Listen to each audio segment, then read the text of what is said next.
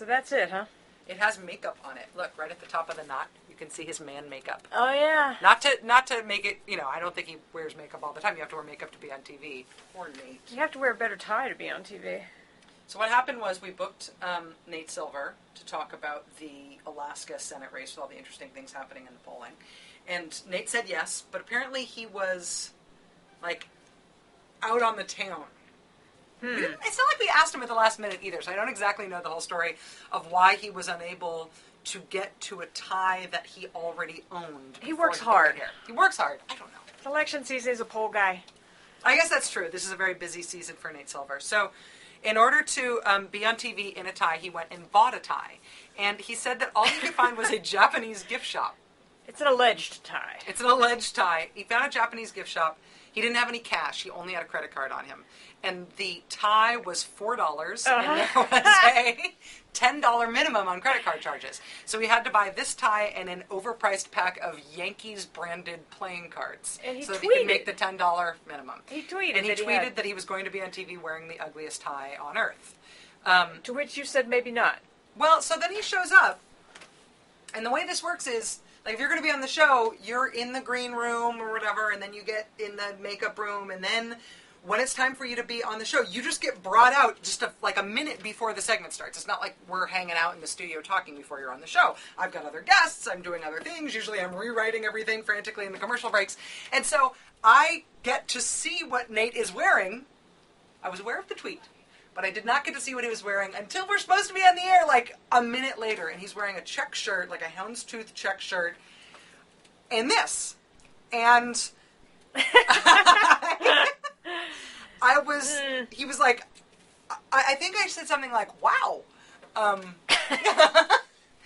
And then he started telling me the story of the tie, and I just intervened, and I said, you have to take that tie off. So the camera's not rolling yet. I don't know enough about how TV works. I thought, because there's a camera that's on me, like this one is, and then there's a camera over here that's on Nate, if Nate is sitting where my computer screen is, right?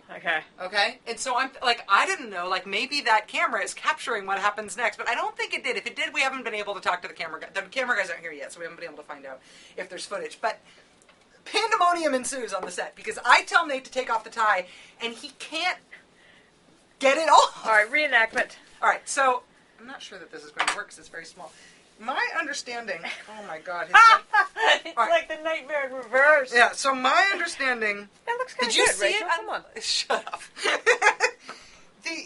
My understanding of ties, the way tie knot works, I don't have that much experience, but is that they're supposed to be able to slide, You're not right? supposed to be able to kill yourself with it. Yeah. Yeah. And so he puts up his collar, and he he loosens the tie, and I'm like, even that's already better, but you got to take it off. He takes out his earpiece, which is now looped around the tie, takes that down, and he's trying to get it off. And you've got, what, 30 seconds? 10 seconds? And the stage manager is counting down, 40 seconds, 30 seconds, 20 seconds, and he is like, he's not going to get it off. He's not going to get the tie off before the segment starts. And I say, don't worry, keep working on it.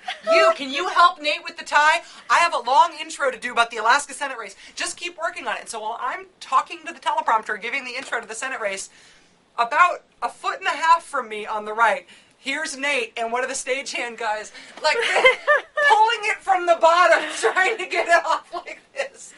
And his ears are all red from being pulled up so this is as untight as he could get it. I still don't even understand the knot. We haven't unknotted it yet, but... Did he sign it? It looks like I have a little pea head, and I can barely get this off.